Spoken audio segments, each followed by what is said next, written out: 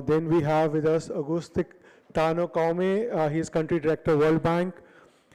Shri S.K. Ahirwar, Executive Director, Traffic Commercials, Ministry of Railways. He was earlier JS Logistics. And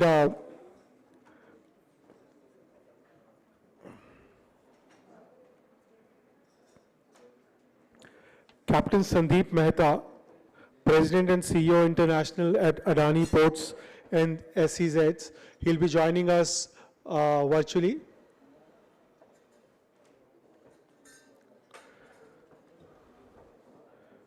So ladies and gentlemen, let's come to the trade talks, a new dawn for trade and investments. To help us build the conversation, we request Professor Sachin Chaturvedi, Director General RITES, to moderate this session.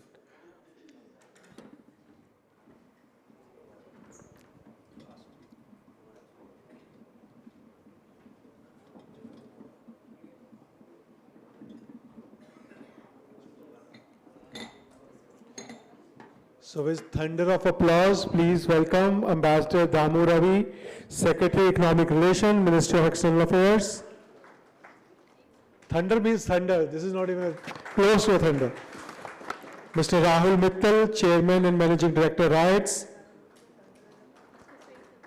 Mr. Auguste Tano Kouamé, Country Director, World Bank, India.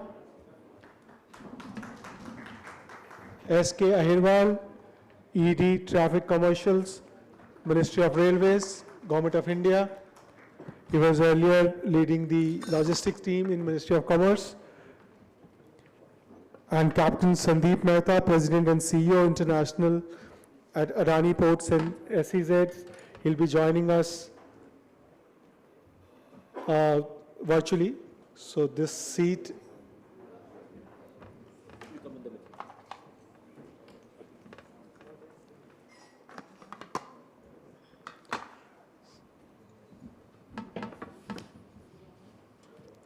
So Sachin ji, mic is yours.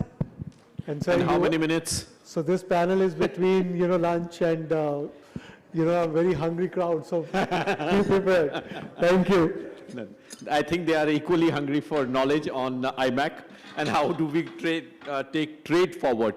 So thanks, Anilesh ji. I know we are running against time, but we have extremely accomplished panel. And my request to Secretary Economic Relations, Mr. Dammu, to give us some idea in terms of how he looks at what was said in the previous panel in terms of disruptions, uncertainty, and of course, as Chairman RIS emphasized, on innovation, how we prepare ourselves.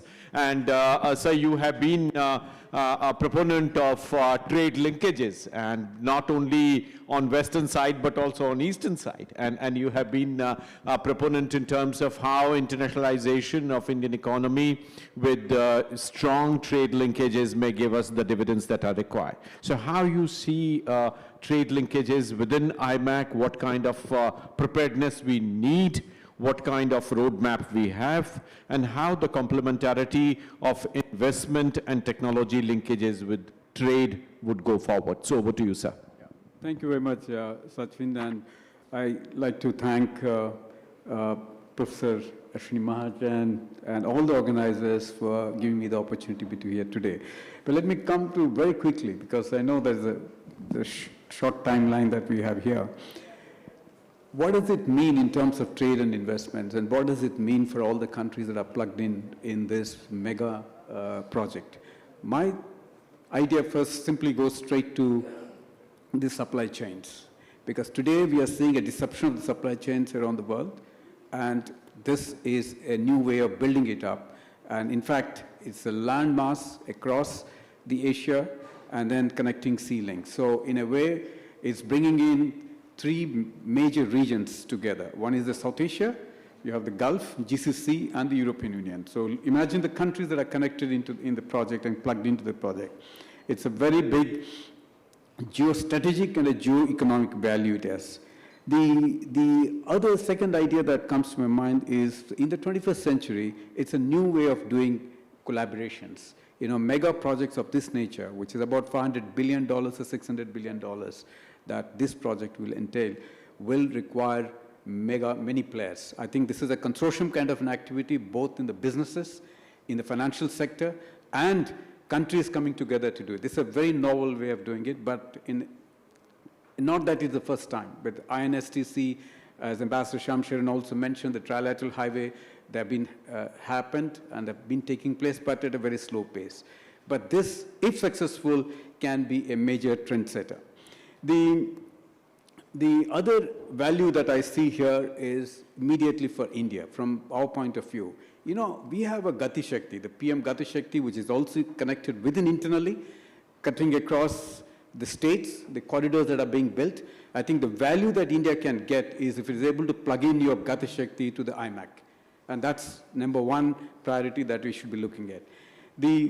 Then the manufacturing will happen along the corridors. And this happens in a natural way, because as you build the corridors around the world, this has been happening. And in the IMAC context, you will see manufacturing happening in that part of the world as well. Now, what it means in a geostrategic sense, in a geopolitical sense, greater job creation, greater economic value, greater interlinkages will also reduce conflicts. That is also the region which has a large number of conflicts happening today. So you've got to create the stakes for those players in the region to be able to create that employment opportunity to bring that down. The opportunity for us, normally the businesses in India tend to look very inward. You know, we've been looking at domestic terrain as a very important arena to guard. But I think as India is rising, and we are looking at 5 trillion very soon, to 10 trillion, to 30 trillion in 47, the industry will not stay indoors. It will not stay a domestically caged animal. In my view, it will become global.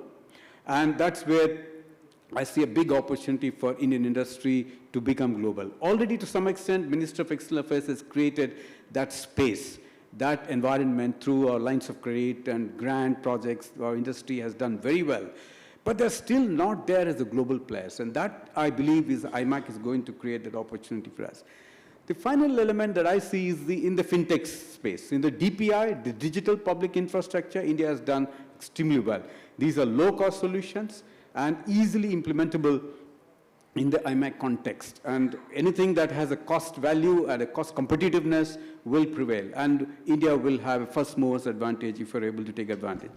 Now let's look at the challenges part of it. And the challenges part of it is, as you said, you know, conflicts is one part of it. The second is you got to have a coordination. You got to have a secretariat for the IMAC to be able to drive it. And I believe, and I personally believe, that since India has a big stake in this, both in terms of the market size that it has within the country, because when you're going to open up, a lot of products would want to come into India. And at the same time, India would also like to export out, because if your manufacturing going to go up from the way we are planning today on the Prime Minister's vision, then you also need to take the markets outside. So I think it's very important that India takes a lead in this entire network and create a secretariat within the country. The other item that I see is the standards and regulation. That's, Ila has already spoken about it. The importance of how do you bring in harmonization of your standards and regulatory frameworks. Because today, across the countries, they have different standards and regulations. But we need to find a mechanism that's able to bring harmonization amongst the countries on that space. The currency will be another thing. There will be many currencies that will operate, but I think the fintech solution will be able to bring that seamless connect amongst the countries. The last item I'd like to leave, and the thought is, we got to have a long-term vision for this project. You cannot think that I'm going to make a gain or a killing in a short term, and if that is your interest, then it's all going to just collapse. So you got to have a long-term understanding of it, and all the players that are involved in it should be part of that win-win game. Thank you. Thank you. Thanks a lot, Ambassador Dammu Ravi. I think, sir, with your broad sort of tone setting for this session, let me begin the question answer component of this with our panelists here. We are extremely delighted to have Chairman of and Managing Director of RITES, something that Rahulji, after you took over as CMD, new dynamism that RITES has demonstrated, I think is absolutely promising and very encouraging. So congratulations for that. My question to you is in terms of how you see the future challenges for RITES in terms of taking IMEC forward within this, because as Secretary Dammu mentioned, the challenge would be in terms of reducing the transaction cost and being multimodal, as he rightly said about Gati Shakti to be juxtaposed over this. What kind of challenges you see being head of the railways entities that you have been engaged in several other countries? So let me pick up on two key points which were said in the previous session. And the one was the software of connectivity. And the second was trying to identify some immediate short-term deliverables, so modesty of implementation. And I must say, the first steps which we have taken in the last few months in trying to achieve operationalization of the IMEC, and that's trying to create a seamless digital interchange of logistics data. Now you'll tell me what's new in that. Interestingly, the trade, shipping trade between India and UAE, that's already happening. So what's new in that? But interestingly, as I said, on the Indian side, there are a large number of portals. There is the NLP Marine by the Shipping Ministry. There is the ULIP portal by the Ministry of Commerce. There's iSkate by Customs. There are, the port operating systems of various ports. On the UAE side, there are, the Makta by the AD ports, the DP World, and ports and their various operating systems. Now let me compare it to something like trying to connect different types of chargers. So you have an Apple iPhone charger, you have a C-type charger. They're trying to connect different kinds of adapters. Sometimes they get interlinked and get lost in between.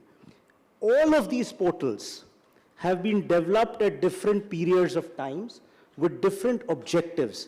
And interestingly, our homework in the last few months found out that stakeholders on both sides end up entering information, duplicacy of information, and having to do the same thing in different portals. So what was envisaged? And that's when the concept of Maitri was born. What is Maitri? Master Application of International Trade and Regulatory Interface. So at the end of February, Maitri was unveiled, the initiative of Maitri and the logo of Maitri was unveiled by the Honorable Minister of Shipping. And what does Maitri envisage? So let me reassure you, Maitri is not again another portal. I'm not coming up with another portal like ULIP or NLPM or iSkate or etc. Maitri is a platform. Again, in simple words, it's like a multi-plug adapter that we are trying to develop, which will be at the background. So the chargers on the left side can connect here, the chargers on the right side connect on the right side, and then they exchange information seamlessly. Now, what has happened in the last 1.5 months? As I said, baby steps to try and get immediate deliverables. Workshops have been held by stakeholders on both sides, ports, shipping lines, on the UAE side, so in the India-UAE leg of the IMEC corridor, on the Indian side. And what we are trying to do is that trying to find out the messages which can be exchanged seamlessly through this Maitri platform, which the work has already started. We are envisaging trying to do a POC in the coming months, where ports on the Indian side and certain identified ports on the UAE side will identify certain commodities where the messages, the customs and other shipping container-related messages can be exchanged seamlessly through this platform. So that's the first step. As ma'am said, trying to bring in efficiency in operations. So that's the first step. And this is huge potential. As the POC develops, then we look to have the mainframe. And this has potential not only in the IMEC corridor, but across various other corridors. Thank you. Thanks a lot, Rahulji, for simplifying things for us. And also, this serves the purpose of today's conclave, where we are avoiding long speeches. Just few minutes, powerful intervention to set the guardrails for policy intervention. So thanks a lot for this very interesting insight. Let me now turn to World Bank. And Auguste, you have been leading this office in India.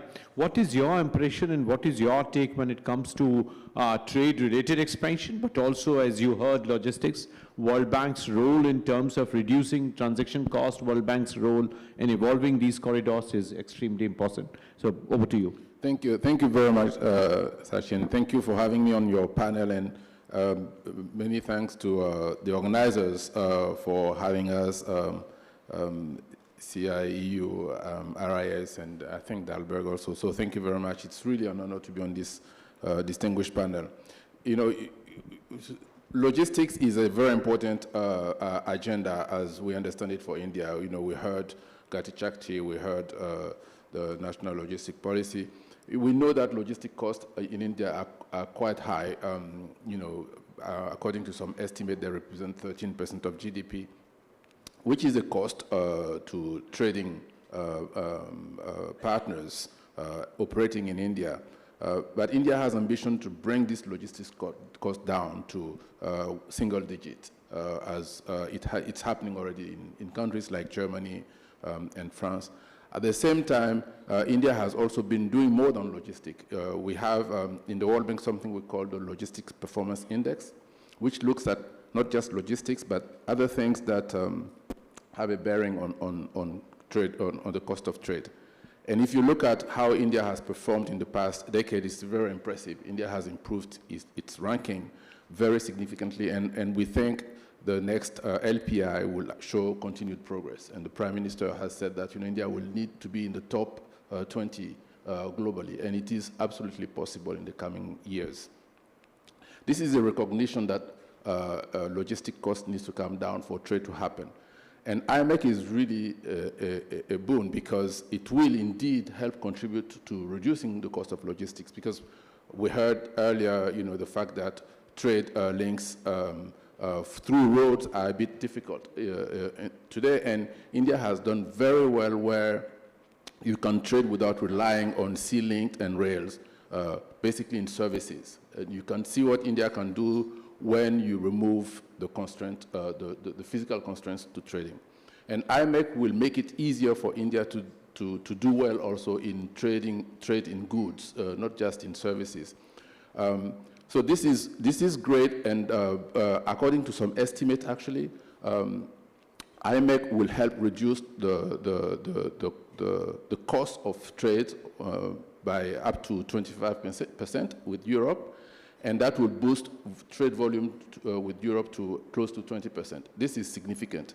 And it will have development benefits also. We know trade, according to some of our work at the World Bank, trade in goods, as opposed to trade in services, create more jobs. It creates a lot of jobs. So when trade in goods happen, when you get 20% more trade with Europe in goods, you'll see a big impact on job creation in India. Now, will that happen automatically? We need investment. You need investment not just for IMEC. For India, actually, the way I think of IMEC is IMEC Plus. Because IMEC starts in Mumbai and goes somewhere. But it doesn't cross India.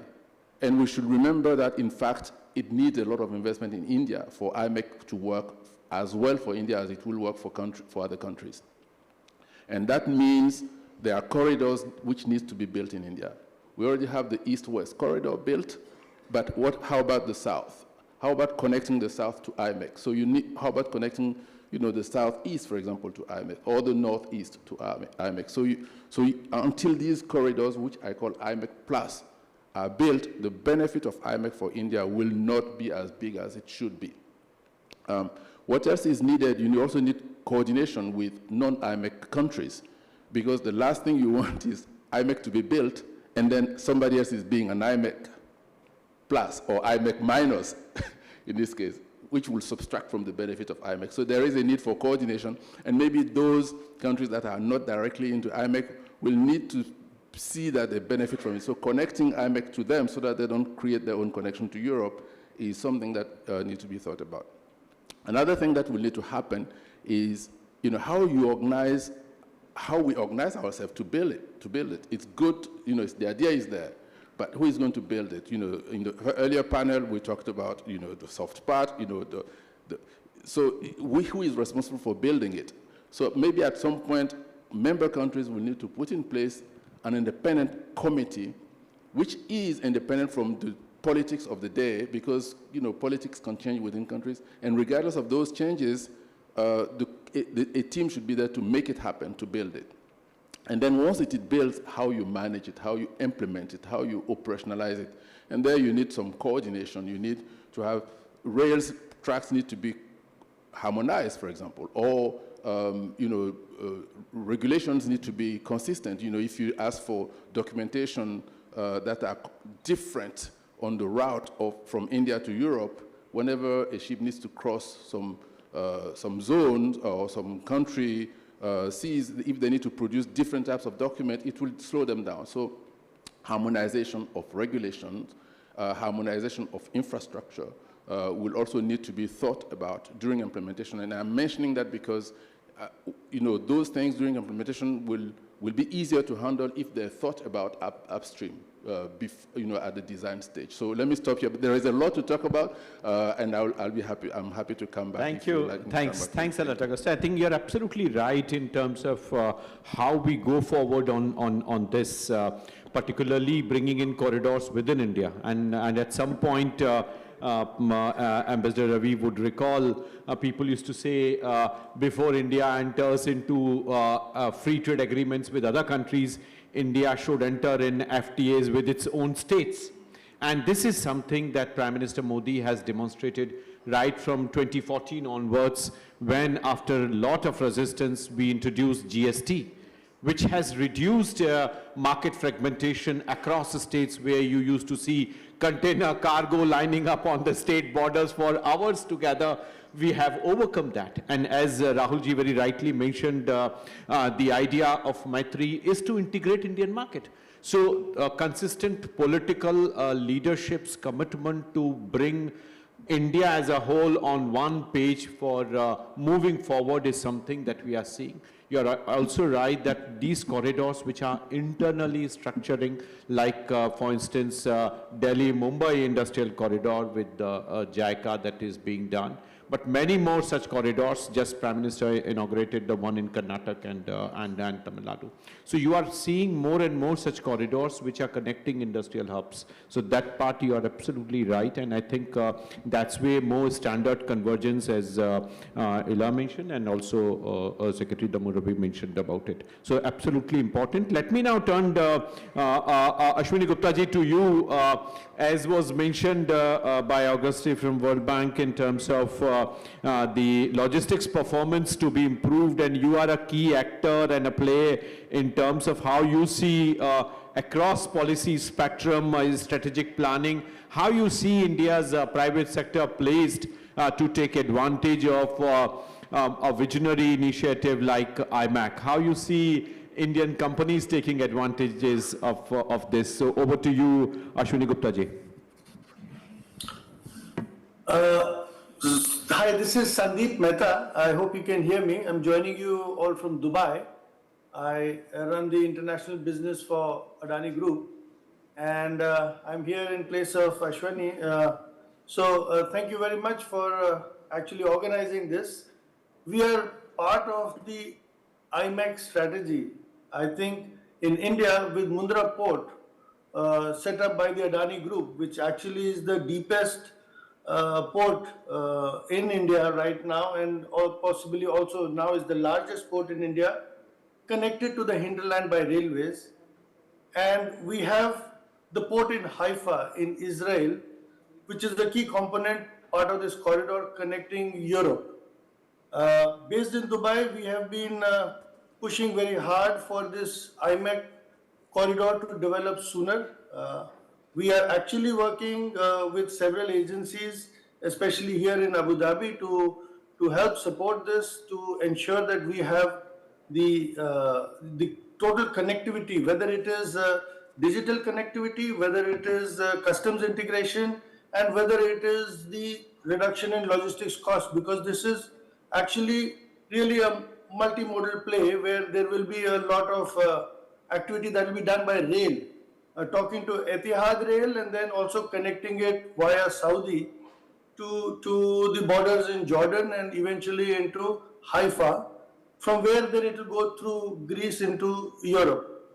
So a lot of work is happening here as well in the Middle East. There is a lot of interest as well as a lot of action taking place. We recently had a conference in Bahrain where we invited most of the people from GCC countries and tried to get them to understand about the IMEC, the philosophy, the concepts, the economic benefits coming into the GCC countries and supporting in creating the real infrastructure over here. Challenges are many. Right now is the acceptance and the current scenario globally, which is to be kept on the side, but this process must continue for us to work together and to see that, you know, we all are aligned to build this corridor, especially now that we face a lot of challenges in the Red Sea, and also now we see some activity in the Middle East, in the Arabian Gulf. So Adani Group is invested in infrastructure, is invested with the ports, with the railways, as well as with the development support to countries in UAE. So leaving it at that, I'm happy to take questions. Thank you, as I'm part of this initiative from our side. Thank you. Thanks, Captain Mehta. Thanks for this remark. Later on, we would be joined in by Honorable Minister Sonowal ji and also our Secretary Shipping. I wanted to ask you, before I go to the next speaker, you mentioned that in Bahrain you had this conference and a couple of challenges were identified. Do you see any sort of effort that is needed in terms of policy framework when it comes to shipping? You also mentioned about digital and customs connectivity. Are you seeing some of the initiatives that government has launched? Rahul ji mentioned about Metri. Do you think such solutions are going to help us in terms of bringing in greater coherence across IMEC corridor? Definitely, I think we are all on the right path. There are several developments done by individual port operators. There are several done by individual countries. The whole thing is about risk management, about visibility, and about connectivity through the, you know, the current, earlier there used to be UN files, EDIFACT files. Now there is so much of API available that you are able to seamlessly connect without any difficulty. So I think this challenge will be lesser in the coming future. The major challenge I think we were facing in the Bahrain meeting was how to get acceptance into Saudi Arabia for the rail connectivity, and how to get the investment to be done over there. We are quite keen, and everybody has got portals which are actually very quickly able to interconnect. I think I can pass those details later on to the concerned people in RITES. Thank you. Thanks a lot, Captain Mehta. Let me now turn to somebody who is hands-on with this. And Dr. Ahirwar, you are, I think, somebody who has huge on-field experience. You are handling it with DPIIT. You were there. And now with the Ministry of Railways. You have seen IMEC closely and you understand it. So let me bring you in for your perspectives. Thank you. Thank you, Professor Chaturvedi, and thanks for having me for this very, very relevant and contemporary subject and discussion on this. I also feel like privileged being part of the esteemed panel and also the members of the August House of the dais. Thank you very much. And I think IMEC is an idea which is different from most of the corridors or transport corridor, we say international transport corridors, in many ways, but primarily in two major ways. One is it is coming from or emanating from the political circles, right, or the diplomatic channels. and the geopolitics coming together and coming up with this idea for geo-economic development or geo-economic idea for that matter. And again, supported by, I would say, please do not mind the jargons, too much of jargonization, but yes, the geopolitical idea for geo-economic development supported by geopolitico-economic forums like G7 or G20 or all those economic platforms which have been created and have been supporting this idea. In the second way, it is different from most of the corridors, whether it's INSTC or trilateral corridors, or we have any of the corridors in North America. They have been generally the transport corridors, but this case is an economic corridor which looks just not at transport, but I would say it's a intercontinental transport corridor along which economic development is being thought about. And it's a great idea. Of course, as we have, this is a great idea, we have the great challenges as well, and most of them have been talked about, so I will not repeat them. However, we definitely have a couple of,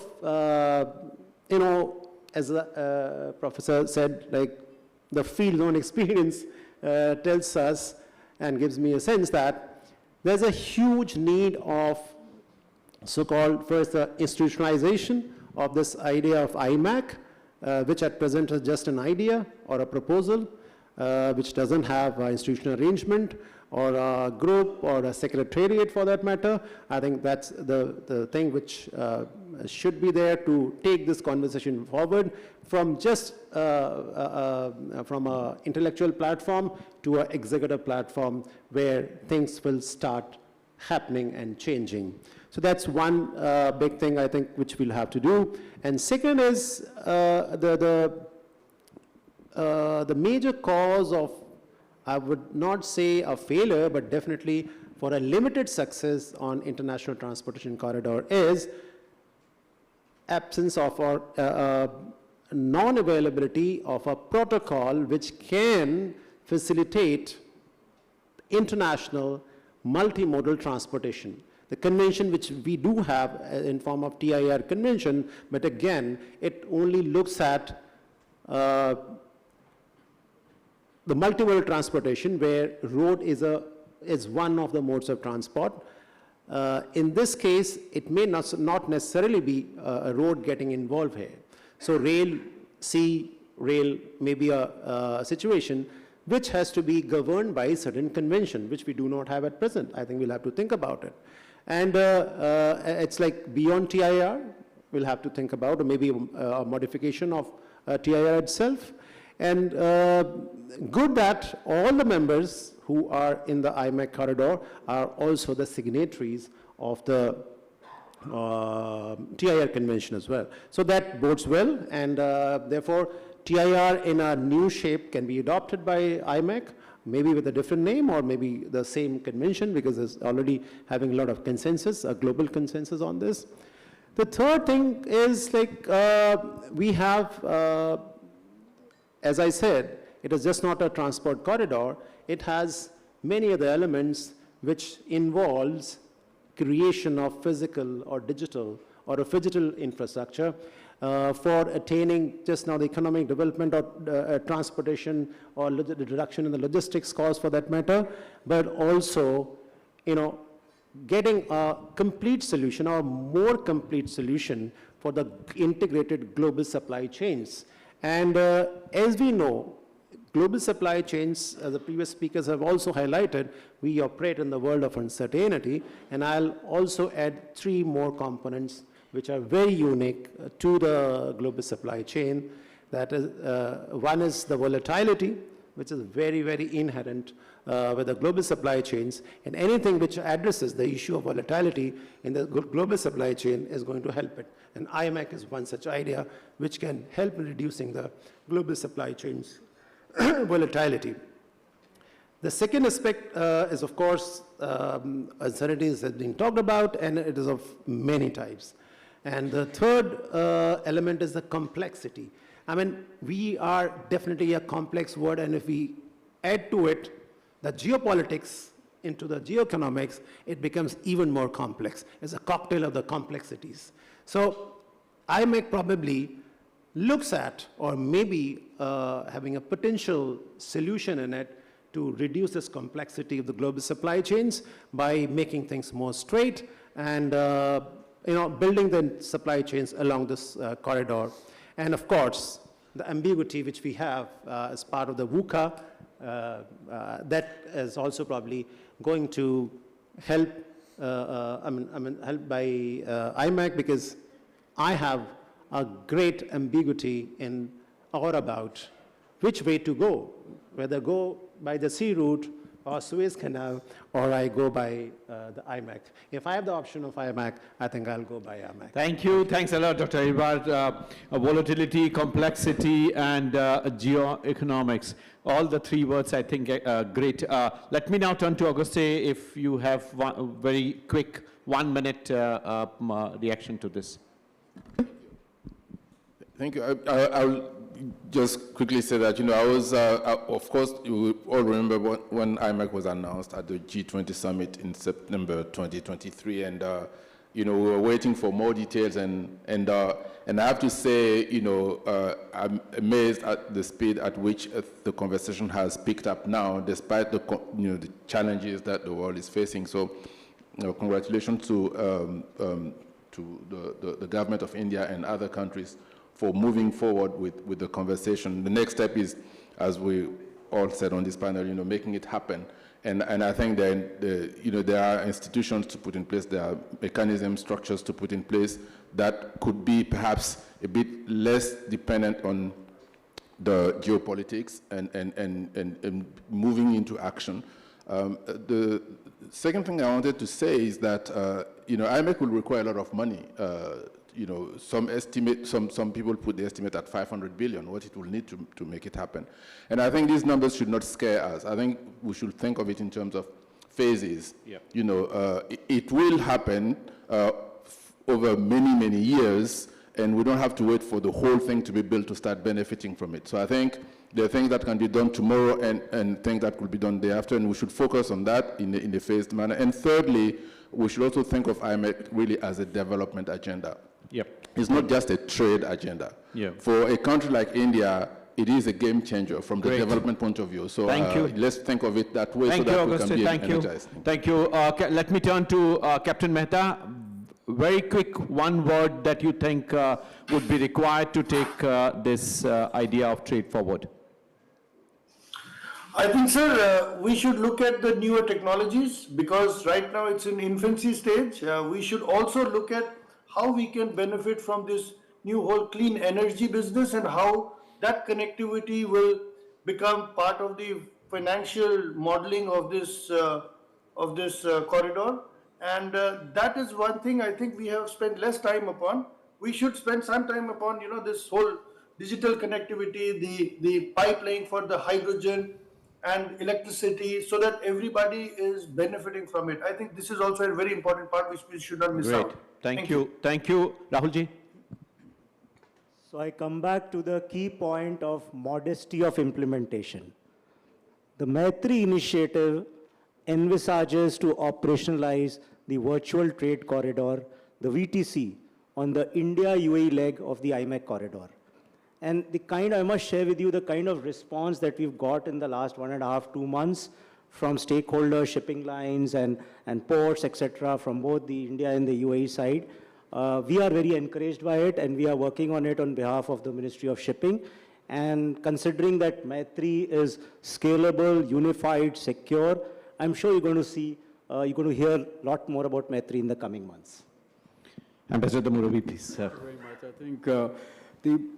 I think we have to broadly understand that the connectivity projects around the world that we are seeing today is actually the trend of the 21st century, that the globalization is happening at a pace, and then the connectivity has to keep in sync with that kind of global aspiration. That's one. But there are risks to it. No major project of this magnitude will be easy. The modesty in implementation, the calibration is very important as we go forward. But I think for political economies and democracies, it's even more challenging because you have narrative building within the country can be very distorting. The industry will say, why are we opening up? Because as we harmonize your rules, regulations, and bringing down tariffs, opening up the markets, there are going to be voices, dissenting notes. I think from now onwards, I think everybody else which are plugged into this project will have to have a narrative building exercise within the domestic arena. Leadership will have to be on board, and they have to constantly keep telling that what is ahead for us and what is good for us for the common interest and prosperity of the people connected to this. Thank you. Thank you, sir. Big hand to our panel. Over to Nilesh. Thank you, Sachinji. Thank you very much. Thanks for the insightful and very, very great session. Thank you. May I request Mrs. Meenakshi Lekhi to come forward and help us in thanking the gentleman who has given us so much of knowledge.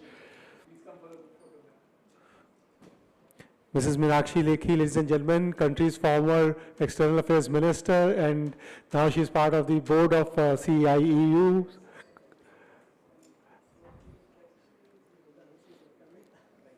And she played a very critical role in designing this conference.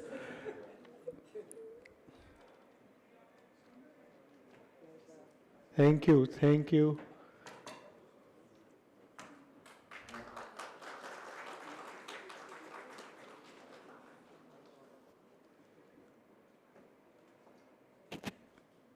Thank you, Mr. Mehta. You have joined us from Dubai. Thank you very much. And you have given us a great perspective. Thank you, thank you. So ladies and gentlemen, we are breaking for lunch, but this will be a very quick lunch because we are running really short of time. And the next session is an online session connecting us to Paris. So just be quick, grab your plates, come back to your seats. We will be quickly catching up on that session. Thank you. Sachin ji.